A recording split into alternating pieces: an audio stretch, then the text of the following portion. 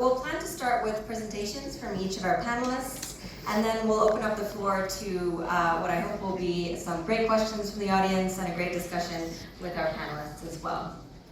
So first up, we're going to hear from Dr. Peninah Musangi, who is Head of Open Access at the Kenya Library Information Services Consortium and Chief Librarian at Amref University.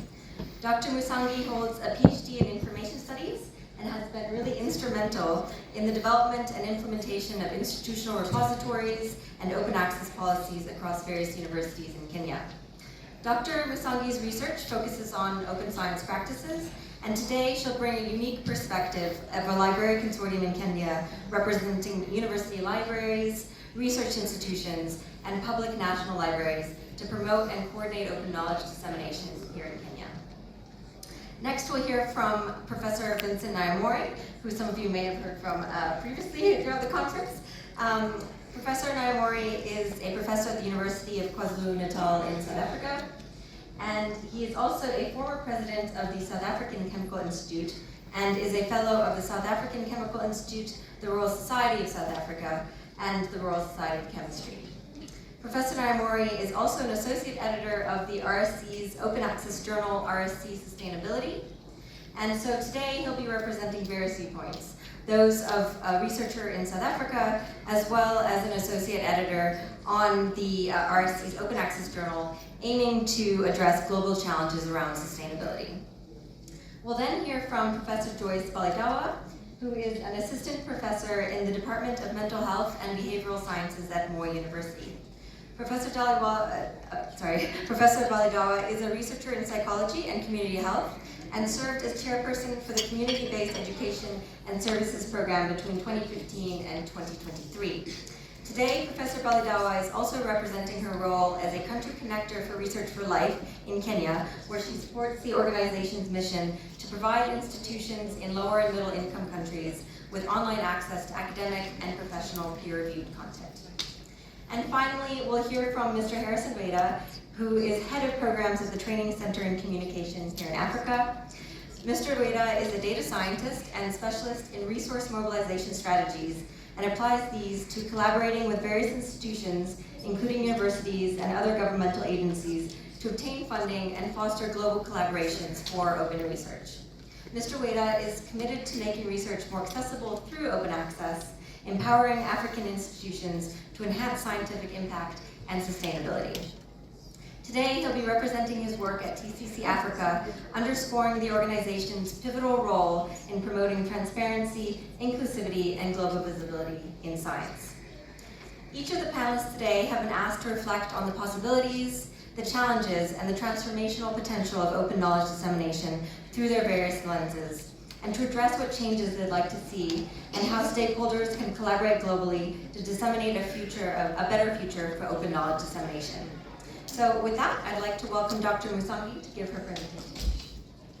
I want to share with you the journey or what we are doing as Kenya Libraries and Information Services Consortium in terms of advancing or advocating for open access, not only in Kenya, but in the world. The initiatives we are undertaking, what we have done so far, what we aim to do, and some of the challenges and benefits we have already experienced. Perfect, thank you. Have already been introduced. So I want to tell you about what is Kenya Libraries and Information Services Consortium, christened as KLISC. This is a national library consortium for all libraries in Kenya with the focus of mobilizing resources so that we can help our member institutions acquire electronic resources. So what is open access? And in the lens of what we have done as Kenya Libraries and Information Services Consortium. One, you realize that open access, some of the principles is all about making research accessible, freely to everyone, without barriers in terms of financial barriers or legal barriers. In addition, it also fosters that culture of sharing, collaboration, and cooperation. So you are going to see what has been done in other countries, and even you can collaborate with institutions in other countries or even researchers from other countries. It also aims to achieve inclusivity, equitability, and even sustainability, which is one of the core focus of this Congress. Some of the key actors in this spectrum of open access, and I'm happy that you can relate to yourself, or you can place yourself in one of the diamonds there. You see libraries come very key. We have data centers. We have researchers, where I believe most of you fall under. We have funding agencies who fund this research, and universities and research institutes, and finally scientific publishers, where like the Royal Society of Chemistry falls under. So you can see the spectrum, you can relate, you are part and parcel of this conversation of open access. So what are some of the benefits we have realized as, or we foresee as for open access? One is that of equitable access, whereby regardless of your financial muscles, whether you can afford or you cannot afford, open access is able to afford you that ability to access that information required for your research as a researcher. In addition, it improves learning and research. Like in the libraries where we work, or where our mandate is to provide information resources to the students and even to the researchers. When we have open access resources, it's possible to improve the learning and the research in terms of the mandate of our university. There is also reduction in research costs, and this comes up in terms of reusability of the research data, whereby I came in when some of the presenters were giving very good presentations in terms of the experiments they have done. And if that data is shared, it's possible to duplicate or even to scale it up to come up with different innovations. And at the end of it, you don't go back doing the same research, and therefore that reduces the research costs if open access is adopted. Last but not least is collaboration and innovation, whereby when you share what you have done, and one thing I've noted with open access is that it's like it increases feasibility of what you are doing. Because when research is done and maybe locked in a cabinet or behind a paywall, not very many people will see it, and therefore opportunities for you being visible, such that people can collaborate with you, are limited. But when research is opened, people will be able to identify you in terms of, and they can collaborate with you, and at the end of it, innovations is realized. So what are some of the challenges which we have experienced in advocating for open access? One of them is sustainability models in terms of sustaining open access. And this one I'm talking from experience, because as a consortium, we also have journals we are supporting, and even journals we ourselves own, which are Diamond Open Access. So there's that challenge of sustainability model, but there are various kind of propositions in terms of how such journals can be sustained, including the use of the article processing charges, development of research funds, societies like the the Royal Society of Chemistry can also come up with a fund and support its members to publish in open access journals. Then there is the issue of quality control concerns, whereby people are asking, if I pay to be published, am I assured of quality? But those ones are what I'm calling the next not slide, but point, what they are called the myths and misconceptions in terms of open access, whereby there are myths which are going around that open access, there isn't much peer review, you pay to be published and such kind of things. But let me demystify that. For those who have done open access publishing, then they have done also publishing through the subscription-based journals. They'll bear witness that the rigors of peer review are similar, and there is no difference. And at the end of it, peer review is what enforces quality control.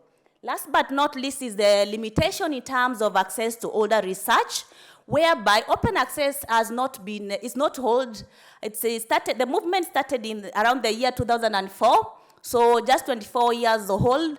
But now you ask yourself, if I want to access research, which was published before the 24 years, that is 2000 behind, so how can I access it? So if you want to refer to such information, that means it is not open access, you have to pay. And therefore, that's the reason I'm saying we have a challenge in terms of accessing older research.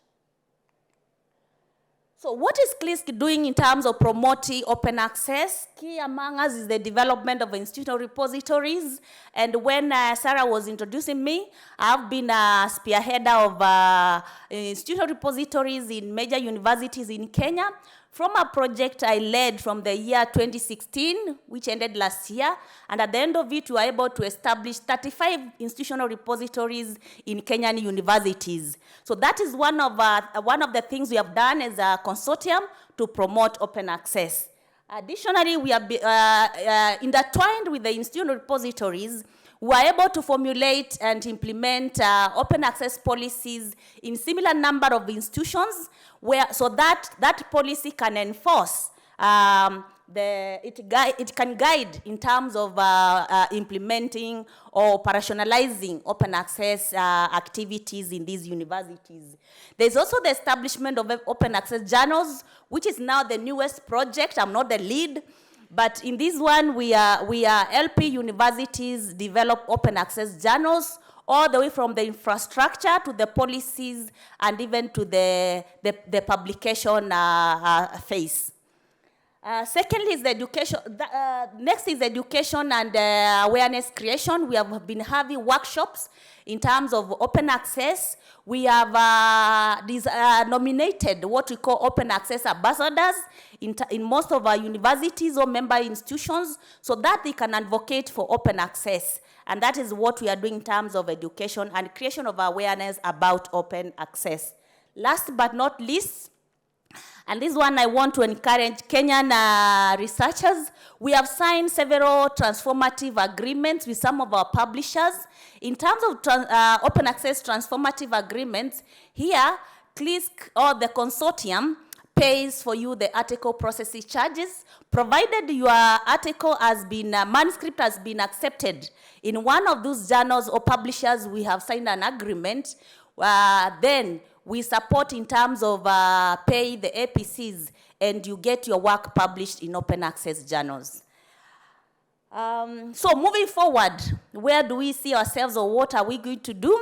One is that we look at establishing sustainable funding models, and this one we are looking at advocating for institutions to set up research funds. And I know in most of the institutions you find they have a research directorate and a research fund. We want that research fund to be one of the votes or one of the expenditure line should be for supporting article processing charges, so that to sustain the business of open access. Next is incentivize open access publishing, whereby when you publish in open access journals, can you get incentives such that we can also promulgate or even talk about, promote the use of open access publishing? Because if we don't change the story, people continue, or researchers continue believing that I can only publish in a paywall journal, and at the end of it, your work will not be visible. So if we incentivize many people to publish in open access journals, then we'll be moving the agenda of open access forward.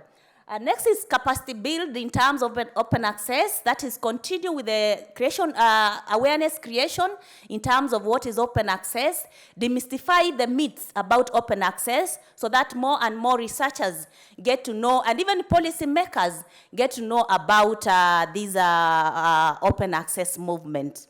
Next is building collaborative networks. I'm happy today to have been invited by the Royal Society of Chemistry to be part of these panelists, because it's actually a start in terms of building collaboration between the consortium and the Royal Society of Chemistry, because at the end of it, that network, we can even sign a transformative agreement. So when more networks are built, then we build also the open access movement.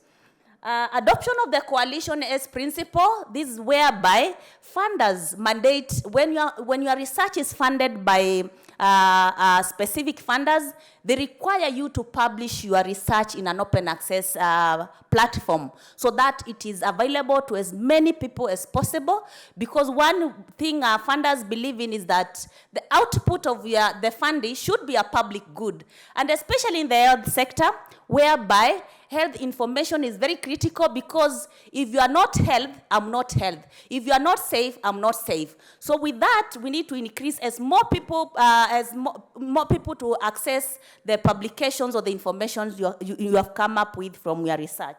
Last but not least is upscaling open access now to open science, whereby rather than talking about just the publications, can we also have the data, the research data which you have used to come up with your research, also open, so that it can be scrutinized, it can also be upscaled, something else can come out of it, we can come up with a new product from what you came up with, and that leads or actually leads to more innovations.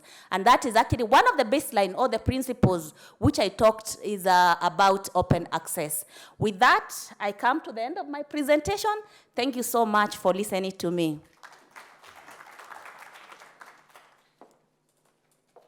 Great, thank you so much, Dr. Musangi. And now we will hear from Professor Nyamori.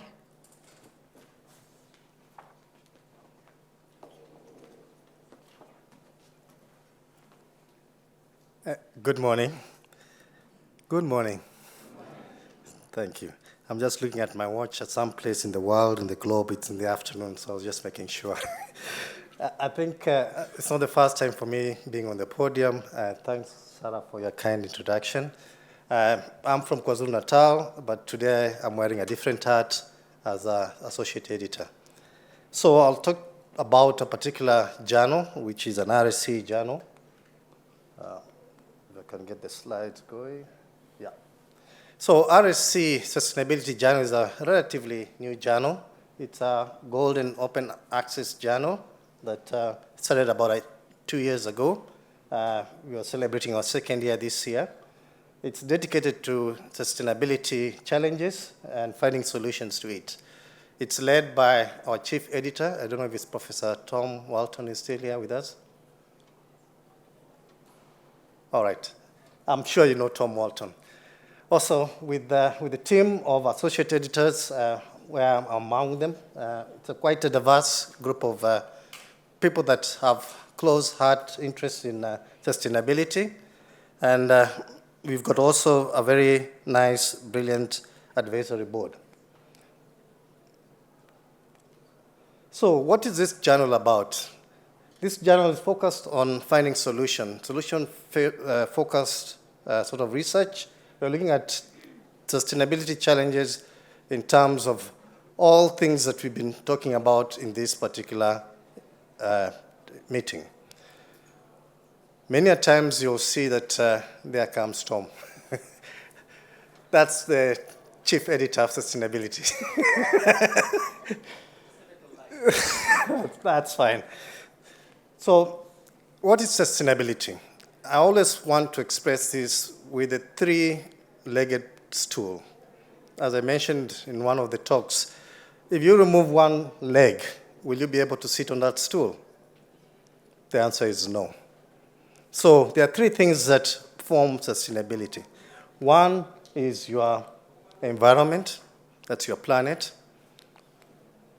Things to be sustainable, that to be economically viable.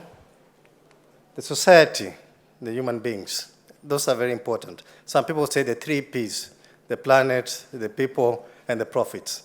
But I look at them in that format. So they form the 3 pillars. And those 3 pillars, if you look at them carefully, if you look at social activities, working together with the environment, we make a very bearable society. our economic activities with society, we try and get equity. Between the environment and the economy, we look at variability. So in the center of that, it's sustainability. And between all these things, we try and achieve what we call synergy among the various pillars that drives these sustainability goals. It's quite inter, multi, cross, and transdisciplinary in nature, because it's not just for chemists, it's not just for physicists, it's not just for engineers. You'll see that many of the publications that come through in our journals come from various backgrounds. And what guides us is the UN Sustainable Goals. And you'll see that in this journal, the first thing, apart from the abstract, they'll ask you to make a sustainable goal statement. We have got 17 UN Sustainable Goal agreements that were made some time back. And you'll be asked, what is your research based on? What is your research trying to address? And one of the things that you'll be required to do is to give a statement with regards to that. So this journal is young, and many people, when they want to publish, they want to send their manuscript in and get quick feedback from the reviewers, hopefully positive feedback, or even if it's a negative feedback, but it should be a quick response. So far, we have managed to get an average of about 39 days from the day you submit your manuscript to your feedback from the reviewers, and that is quite impressive. We've also been able to have 14 issues already published. We have got over 400 articles that are already available in our journal. And for those that are worried about APC, at the moment it's waived, meaning you can publish without any charges. And this is on until maybe mid-2025, sometime next year. It's also good to know that our journal is also indexed, and it's also recognized within the Scopus and Web of Science. And you can find out more within that website that I've placed on top there. We tend to group and make calls for specific topics, cutting-edge discussions, and we've had a couple of successful ones. For example, we had energy materials and designing, reuse, and repurpose of energy materials as a call. We've had CO conversion, which is a very popular topic. Circular economy, we've had it in our meeting today. And we've had these calls going out. Some of them have been shut, but we still have other calls coming through. So this is just a table to summarize the previous slide. The first 3 rows shows some of the calls that are out. The next slides, the bottom part half of the slide shows that the calls that are still out there. So please have a look at our RSE Sustainability Journal, try and see where do you fall. But these are just special themes that we think that will interest our readers. We've got special guest editors that we invite, people that are actually in the field, specific fields that we call out for. For example, I was involved with the circular economy. But if you look down among that list, you'll identify quite prominent researchers in various fields. This is just a summary of this year's activities in terms of publication, and you can see clearly the yellow lines, those are our theme issues, papers that have been published, telling you that I've got quite a good interest of people publishing. But I just want to take it slower here. When we talk about publishing, there are challenges that we get as a journal, not just RSE Sustainability Journal, but journals in general.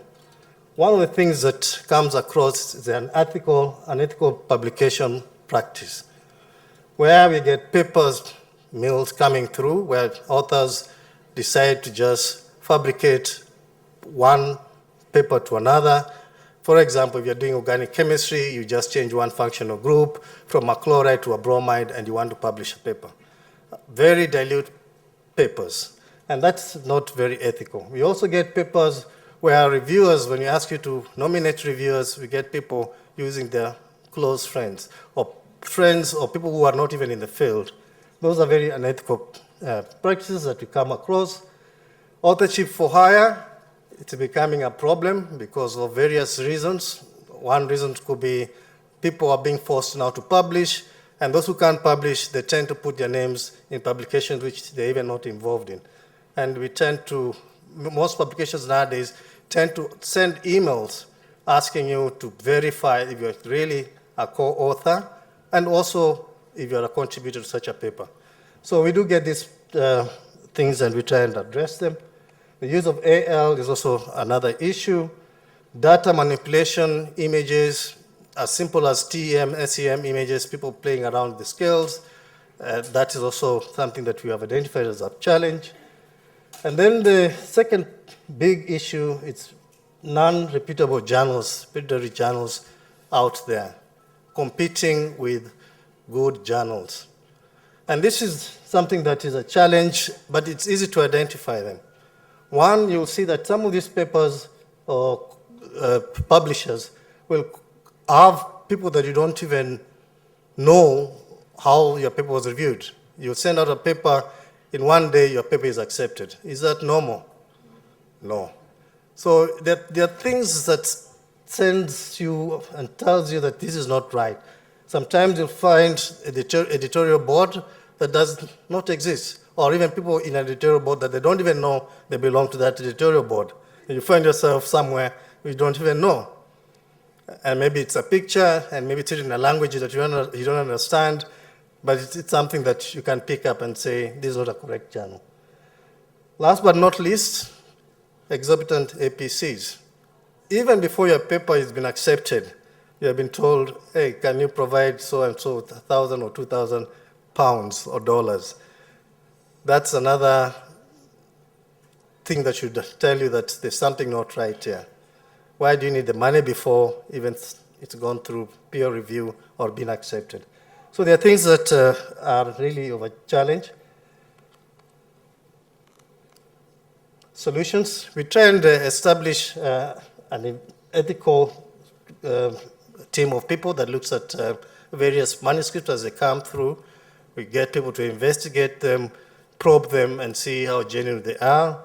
We also get to choose proper reviewers for various topics, people that are relevant in that field. We also establish a good editorial board, an advisory board, people that are actually, I would say, top-notch researchers in that field, just to ensure that there are standards within that paper. As my previous presenter had mentioned, there are various aspects of advantages within open access. Firstly, you are able to see these papers easily accessible in the sense that even on your cell phone, as where you are, even if where you're seated, you should be able to see a paper. If you're really looking for a paper, you don't need to go into a laptop.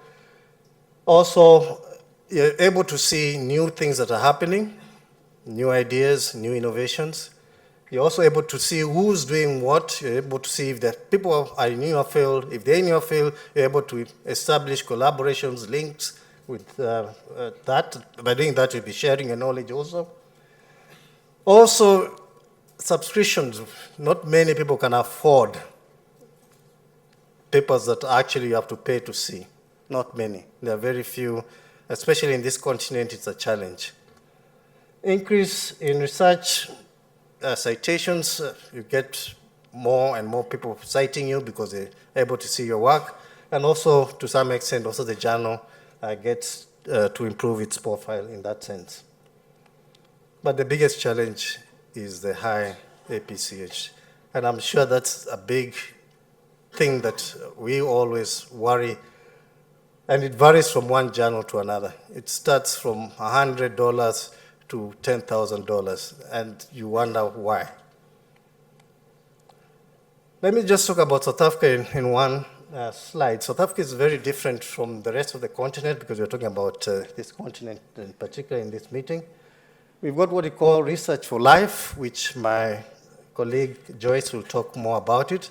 It's a consortium or agreements that have been made that assist certain countries to be able to access open access journals.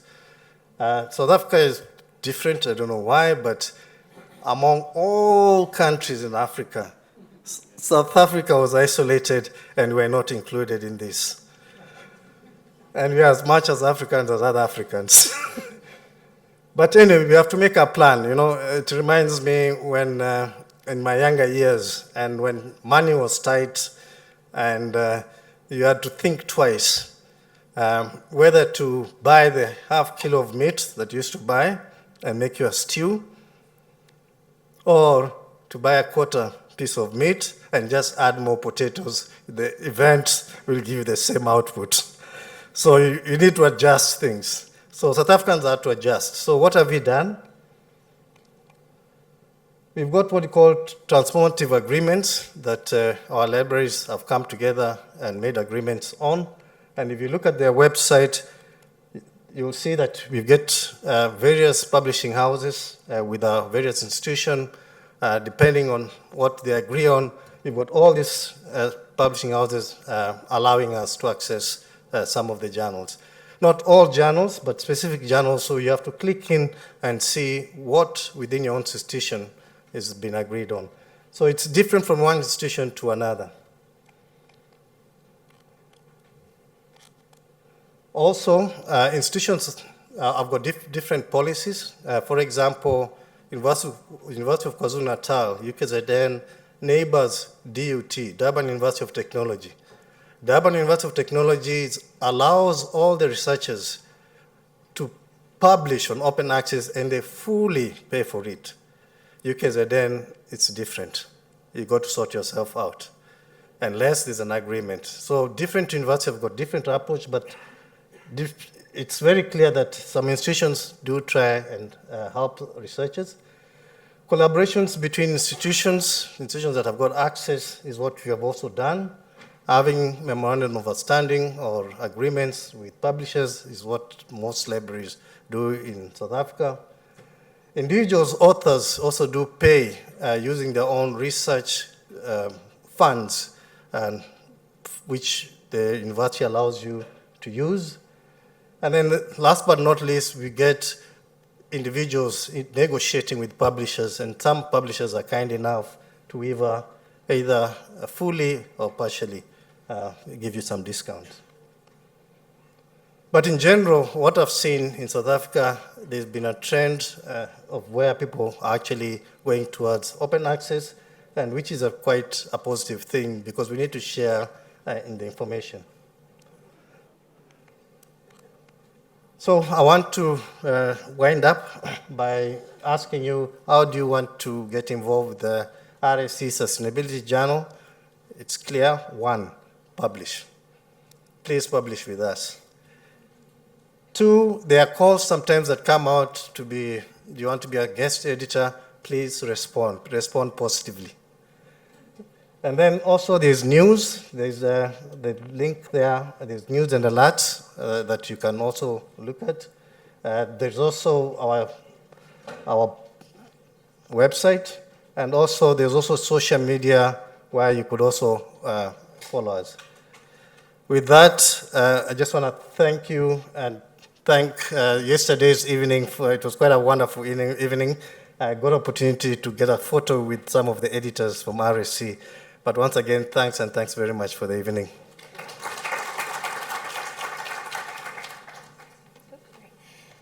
Thank you, Vincent. And that segues nicely because we'll hear now more about Research for Life from Professor Joice Balidawa.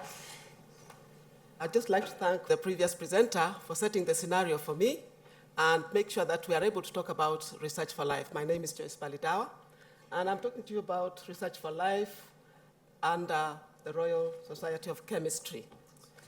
So, thank you.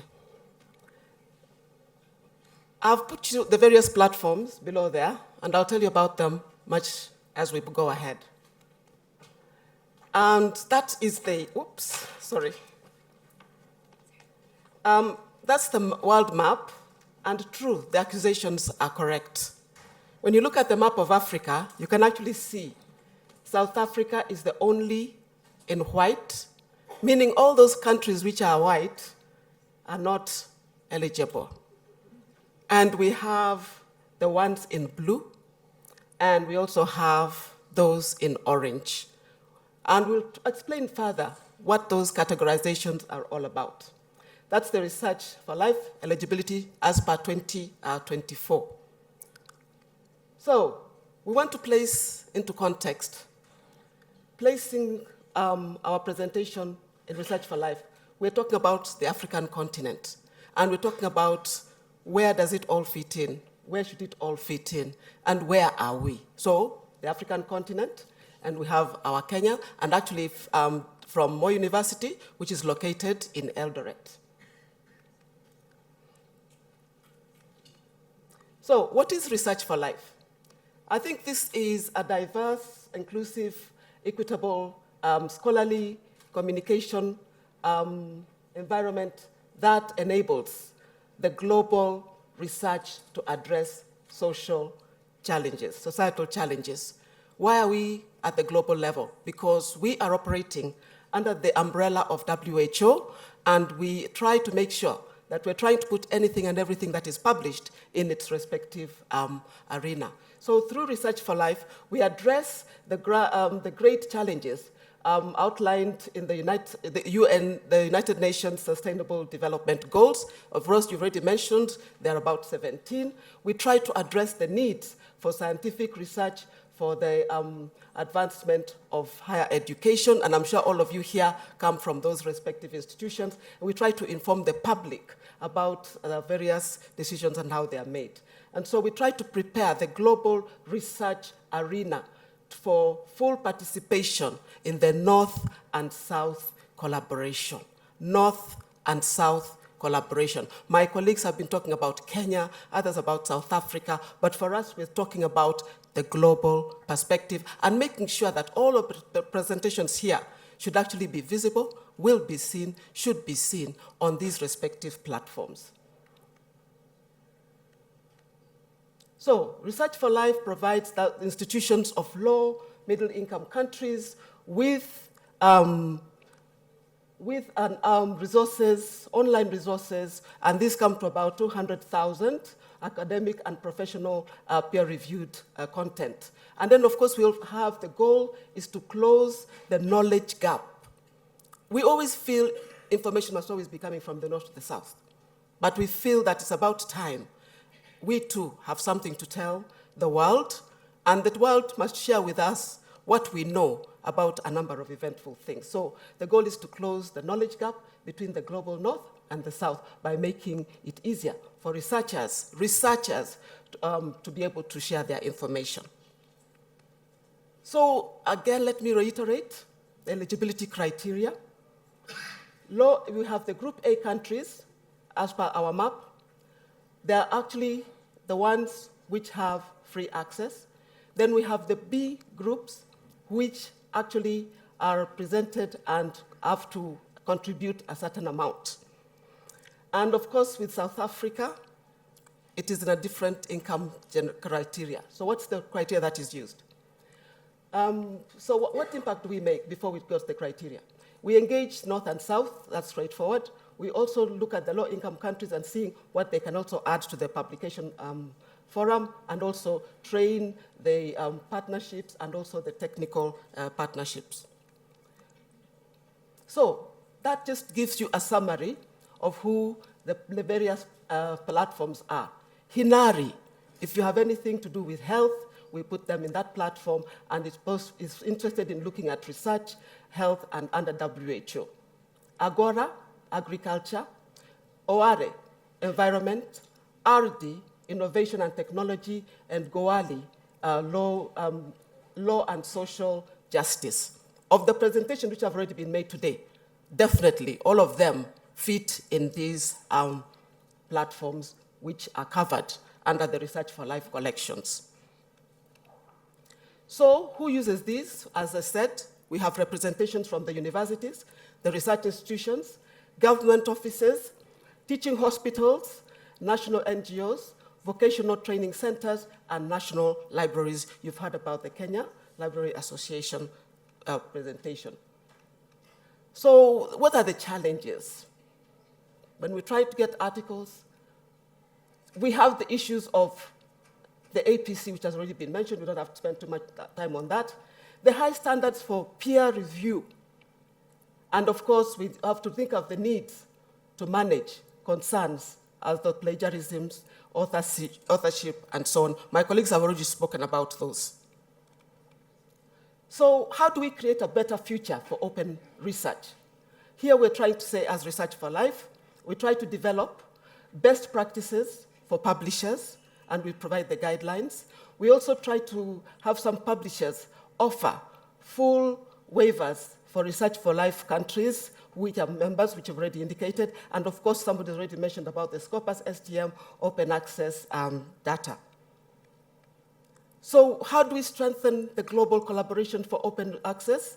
We try to make sure that we are putting together all the publishers who are able under the UN agencies, and we've already mentioned them. We use the libraries, the researchers, and of course, accessibility. And of course, with the researchers, we're saying the publishers reaffirm the support for research, and of course, they use strategic goals whereby we're talking about we have to use Research for Life to discover, to open, to learn, and to exchange, because that's what we're actually here doing. And so what are the goals? You are all aware that there was a recommitment meeting in Frankfurt just this month. And what did they say? We have to make sure that we have renewed focus on equity in knowledge access, align with sustainable development goals, we make sure that we are enhancing support for country connectors. For us, I'm the Kenya Country Connector representative. I have my colleague who is not able to attend because facilitation was just for one person. But we also want to increase the financial and technical backing. That's what we do. So for those who are going to engage with us, we are saying that's what we'll be able to do for you, and we're making sure that you'll be able to join the club and also join us in disseminating your information in all these various platforms. So I think that's the team that participated in the recommitment about Research for Life, and it was held in Frankfurt in 2024. So, thank you very much, and I think that's all I have about Research for Life.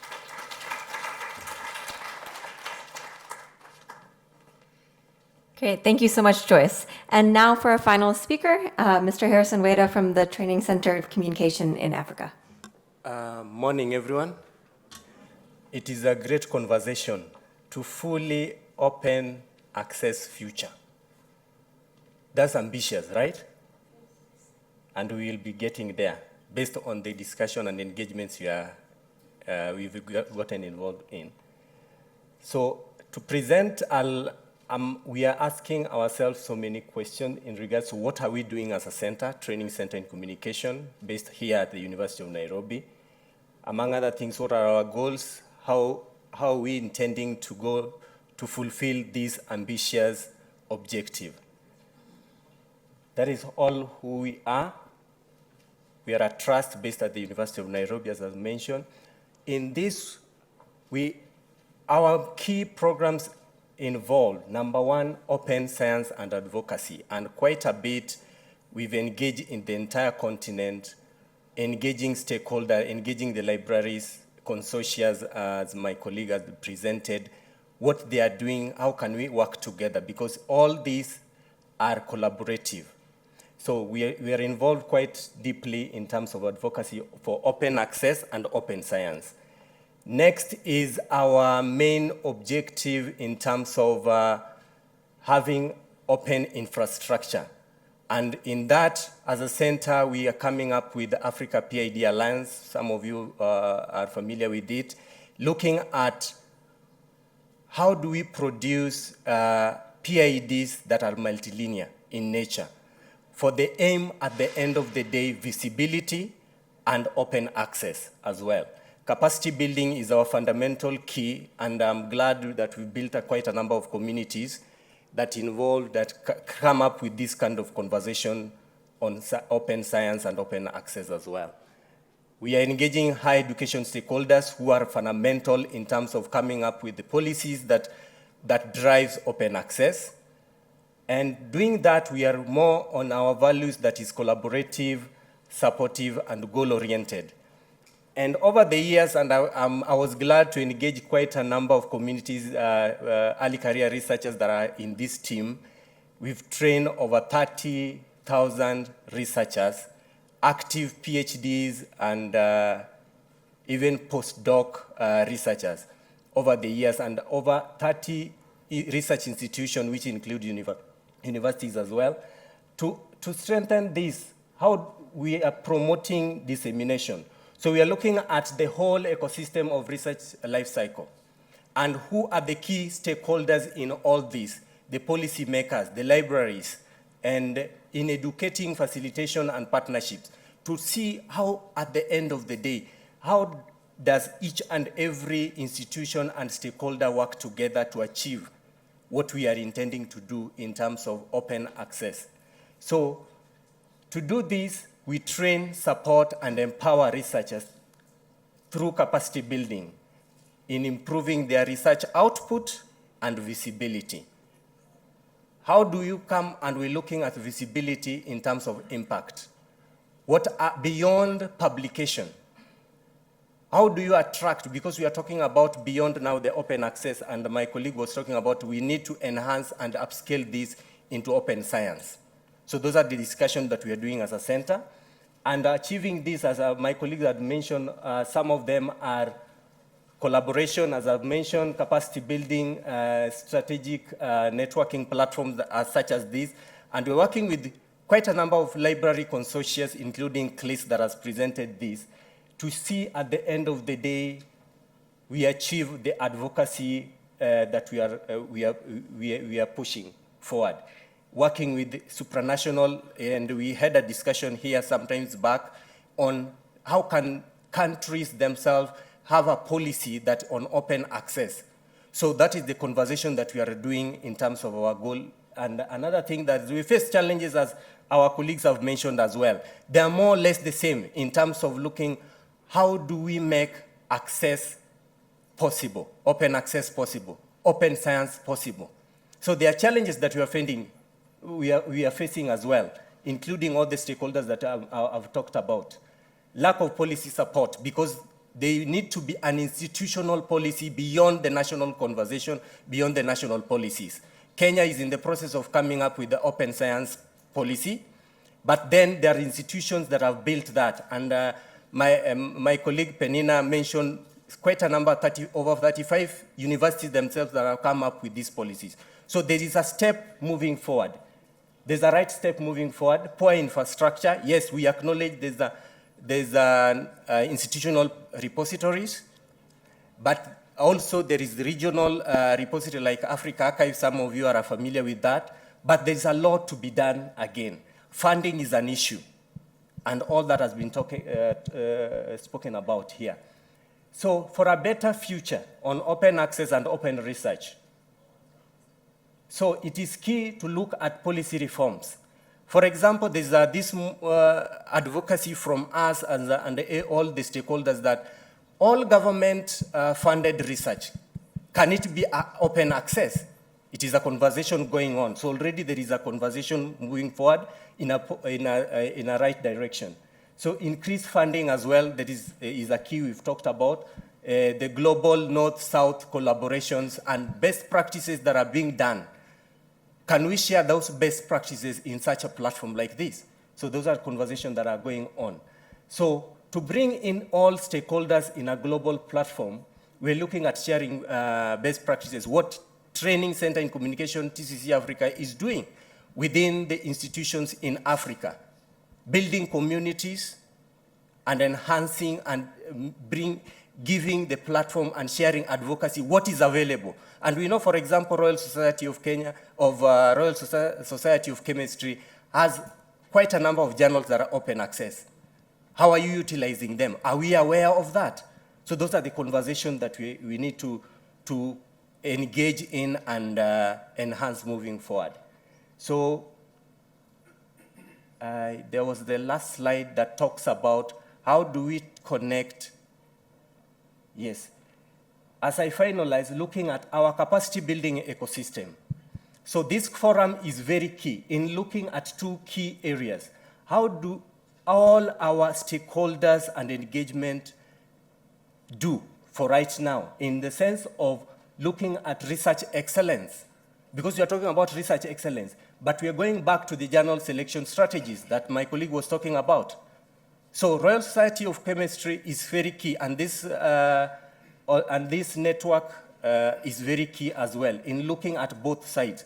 And my colleague, Prof, talked about the smart strategy mitigation of predatory publishing is a key concern. So how do we engage in all this? So Royal Society, this conversation is very key, and we are glad in engaging all this and looking at what is, at the end of the day, the knowledge economy. Because people, it will reach at the end of the day, what is it in? If we adopt all this, what are the consequences, right? So we need to look at knowledge economy in a deeper sense also, and how do we work in the whole spectrum of engaging every stakeholder in research, life cycle, as well as the publication as well. Thank you.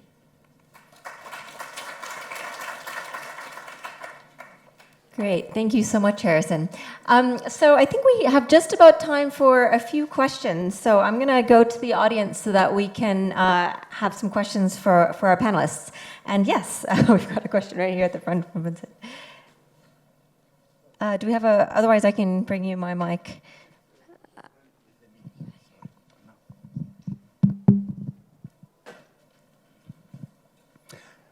I just want to thank the panel for excellent presentations. And this is really a key issue because communicating science is really important. If you do wonderful stuff and nobody knows about it, it's not going to have the impact.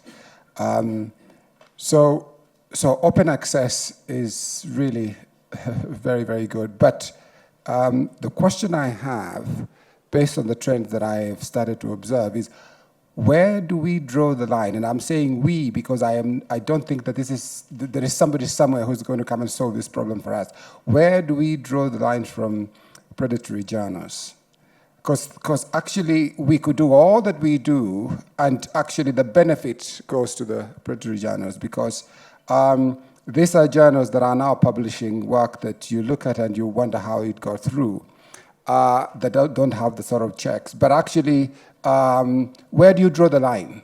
Because what is a reputable journal and what is a predatory journal, and where do we draw the line? Because I am seeing a trend where it just seems easier to publish in certain journals, and people are generally starting to publish there. And depending on which side of the argument you are, some people will want to ignore publications in certain journals. And if you are only publishing in those journals, you find that you are at a disadvantage because people take a dim view of them. And some people do not actually understand the landscape sufficiently so that it can be open access, but actually you're traveling in a direction that is not necessarily shining excellence to a quarter or a third or 70% of science. So where do we draw the line? Thank you, Robert. Does the panel have any ideas? Yes. Would one of you like to address this first? Vincent? Yeah, yes, I think. Oh, you've got a mic. Thank you, Professor Mukaya, for such an excellent question. It's quite a challenging question, I must say. I don't even know if I have the answer.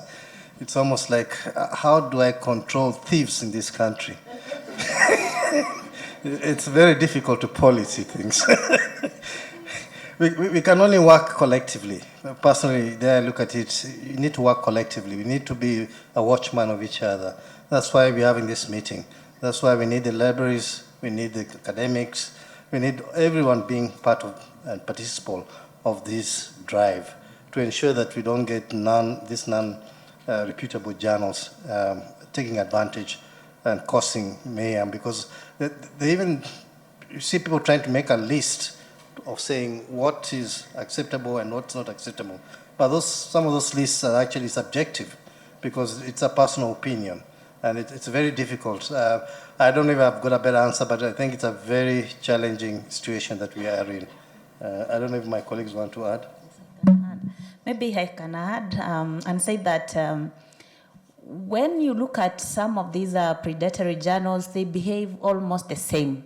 They'll have some similar characteristics. So the best way where we can draw the line is maybe to come up with a document or a strategy on what are these characteristics, and maybe create awareness to the researchers about them, such that if you come across such a journal which behaves like this, look at it twice, thrice before you make a decision. I think as we're having tea, we had a panel discussion preparation. That was the last question that we remained with. And we felt that the best way would be for us to be able to ask ourselves, what should we do? One, what is the environment in which we are operating? We've talked about the sustainability. These predatory journals, they're embarking on sustainability. And yet, we must put out information and put out quality information. Now, the catch-22 situation which we have to address is that one. And we're hoping that by the time we finish this discussion, we'll actually have a collective response, because we too would like to be helped to know where we should draw the line. Right now, it's a big challenge. Thank you.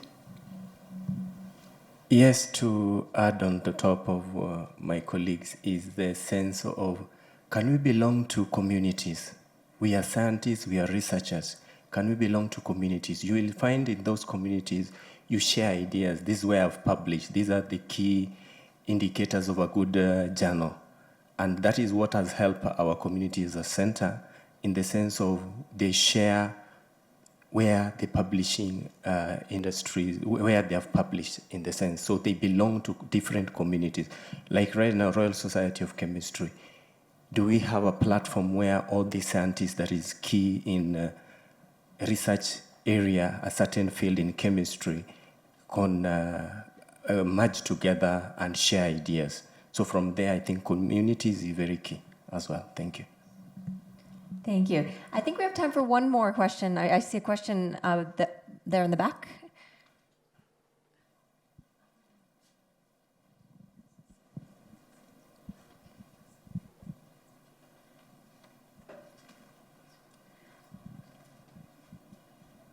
Thank you.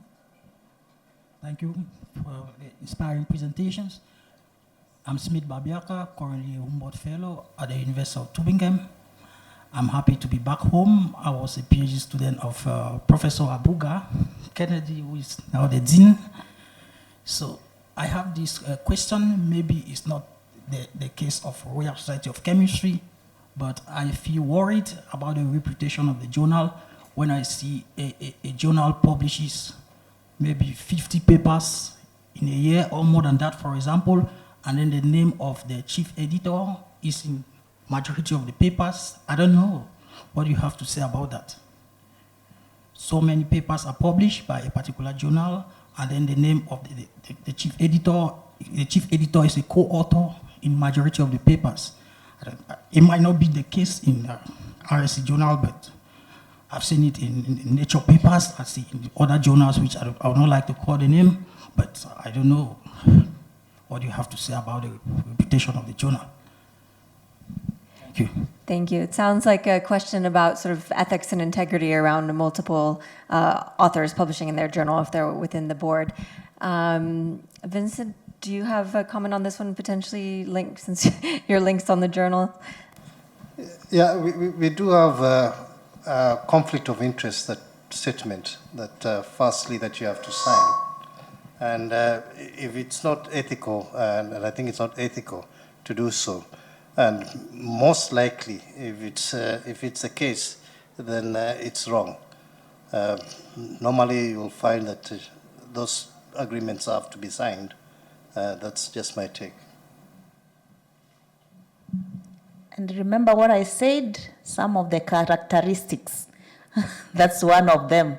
So it can go to the document that when you find such a journal, you need to question it.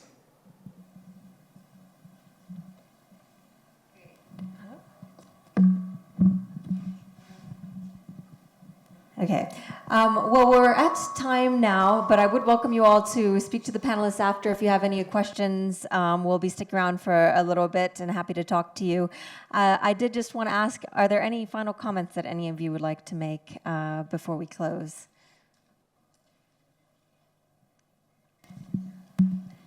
Not really, but what I can see is to encourage researchers to liaise with the libraries and their librarians to identify some of the transformative agreements the libraries have so that they can be guided well where to publish. On my side, I think there's a lot of confusion within what is good and what is bad about open access. But I think it's good to share information that people that are not able to afford. So I'll still advocate for open access. Please, if you can, and if there are waivers or if someone is paying for you, please take please, and again, please take advantage. And in terms of RSC sustainability, we are open now. There's no charges until next year, sometime mid next year. Tom, yeah, July. Yeah, so please do take advantage. You can be a part and participate in various ways. Even when calls comes for guest editors, take advantage of them. Thank you. So from where we operate, that is now Research for Life, ours is just to emphasize the importance and the importance of collective strength, which we should actually embrace and come up with unity within the academic community, and to ensure that we are continually exchanging these ideas. The issue of publication, quality of work, is not just for the publishers, it is for all of us, and we take it upon ourselves to take on that responsibilities, and therefore my call is to request that we come up with strategies to advance the open access principles. Thank you. To finalize us, coming from a training center in communication, TCC Africa, I'll urge the early career researchers, which I know quite a number of are here, in the sense of join the center. You go to Training Center in Communication website, you will join the team that full of researchers that helps you from the research discovery process to the impact platform where how do you talk about your research that you've published. It goes beyond there to increase research visibility as well. So let's join as a team, create community of researchers that advocate for open access. And because it is the in thing and the future is bright, the mission is quite ambitious and it is achievable. Open future. Thank you. That's the perfect way to end, and I just want to thank our panelists for coming out today and taking the time to speak to us about open access so that we can all work together. I think collaboration has really been the theme of today's session, working together for a better open access future for all of us. So can we please have a big round of applause for our panelists?